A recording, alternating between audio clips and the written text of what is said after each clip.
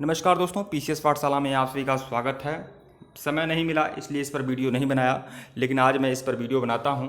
यह UP PCS का जो पेपर हुआ है, यूपी पीसीएस 2020 का, बहुत ही तगड़ा हुआ है, बहुत ही ज़बरदस्त हुआ है। लोग ट्रेडिशनल प्रश्नों को तैयार कर रहे थे और लुसेंट पढ़ रहे थे, घटनाचक्र पढ़ रहे थे और बहुत सारी परीक्षा मंथन, परीक्षा दर्पण आदि मैगजीन पढ़ रहे थे। लोग यही मान रहे थे कि अगर 15 से 20 वर्षों का जो यूपी पीसीएस का प्रश्न पत्र है, अगर उसे तैयार कर लेते हैं तो 50-60% तैयारी तो वैसे हो जाती है। तो लोग यही मानकर चल रहे थे, लेकिन इस बार आप समझ लीजिए, इस बार बहुत थोड़ा तगड़ा पूछ दिया है और यूपीएससी को धीरे धीरे फॉलो किया। पूरी तरह से तो फॉलो नहीं किया है, लेकिन धीरे धीरे यूपीएससी को फॉलो करता जा रहा है यूपी पीसीएस। और देखिए, अगर इसी तरह रहा तो जैसे इस बार हरियाणा और दिल्ली का कोई टॉप किया था यूपी पीसीएस में, तो आप समझ लीजिए इस बार भी यही अंदेशा लग रहा है कि यूपी का बच्चा शायद टॉप करता है तो अच्छी बात है, लेकिन अब इशारा यही जा रहा है शायद दिल्ली और हरियाणा का भी कोई टॉप करे और यूपी कम से कम यूपीएससी को फॉलो करने वाला ही टॉप करेगा इस बार। और जो यूपीएससी की तैयारी कर रहे हैं उनके लिए यूपी पीसीएस आसान होने वाला है, क्योंकि अब परंपरागत प्रश्नों का दौर ही चला गया है जैसे। और देखिए, और प्रश्नों की बात किया जाए, कुछ ऐसे प्रश्न हैं जैसे एक जगह दिया हुआ है कि झील, कौन सा झील कहाँ है, तो उसमें दो झील तो आमतौर पर हर कोई पढ़ता है, लेकिन दो ऐसी झील हैं जिसका नाम कभी आप कहीं सुने ही नहीं होंगे।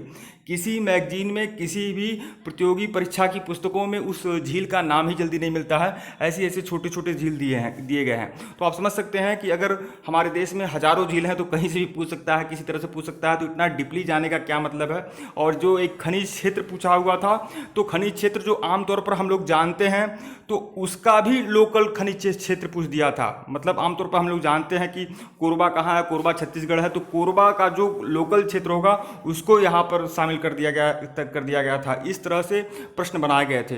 तो आप समझ सकते हैं कि कितना कठिन पेपर गया है। लेकिन यह बात जान लें, एक तो प्रश्न पत्र कठिन है और दूसरे, एक तो प्रश्न पत्र कठिन है और माइनस मार्किंग भी है। तो आप समझ सकते हैं कि अब इसका जो कट ऑफ जाएगा बहुत ही कम जाएगा। और आप समझ लीजिए, अगर आपके 80 सही हो रहे हैं, 80 क्वेश्चन अगर आपके सही हो रहे हैं, तो आप शायद मेंस के करीब हैं। मेंस के लिए आप तैयारी कर सकते हैं अगर 80 प्रश्न अगर आपके सही हो रहे हैं तो।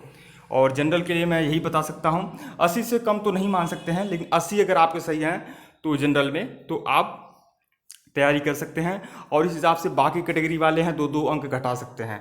कुल मिलाकर 80 से नीचे चांस नहीं है। लेकिन देखिए, 80 कोई बहुत बड़ी चीज़ नहीं है। इसके पहले भी प्रश्न हुआ करते थे तो कट ऑफ शायद बहुत ज़्यादा जाते थे, लेकिन इस बार जिस हिसाब से प्रश्न आए हुए हैं, अगर आप 80 भी सही कर लेते हैं तो आप समझ लीजिए आप पूरी तरह से मेंस के लिए आप तैयार रहिए और कर सकते हैं। और अब देखिए, अब थोड़ा अपने आप को बदलना होगा और इस तरह से अब तैयारी यूपी पीसीएस की नहीं हो पाएगी।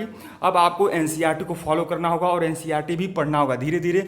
जो भी लोग तैयारी करने वाले लोग हैं, अब लोग, ऐसी बात नहीं है, देखिए आयोग भी जान गया है कि हम रटी रटाई या ट्रेडिशनल पुस्तकें ही फॉलो करते जा रहे हैं। तो अब यूपीएससी को दृष्टि में रखते हुए यूपीएससी की भी तैयारी करते और यूपी पीसीएस को भी तैयारी करेंगे तो शायद काम चलेगा। वीडियो को लाइक और चैनल को सब्सक्राइब करेगा दोस्तों। डिस्क्रिप्शन में लिंक है टेलीग्राम का, टेलीग्राम को बिल्कुल ज्वाइन करिएगा। ज्वाइन कर लेंगे तो यह पीडीएफ आप लोग को टेलीग्राम में मिल जाएगा, तो बिल्कुल ज्वाइन करिएगा। और भी बहुत सारे मटेरियल टेलीग्राम में मिलते रहते हैं, तो टेलीग्राम को बिल्कुल आप ज्वाइन करें। धन्यवाद आप लोग को।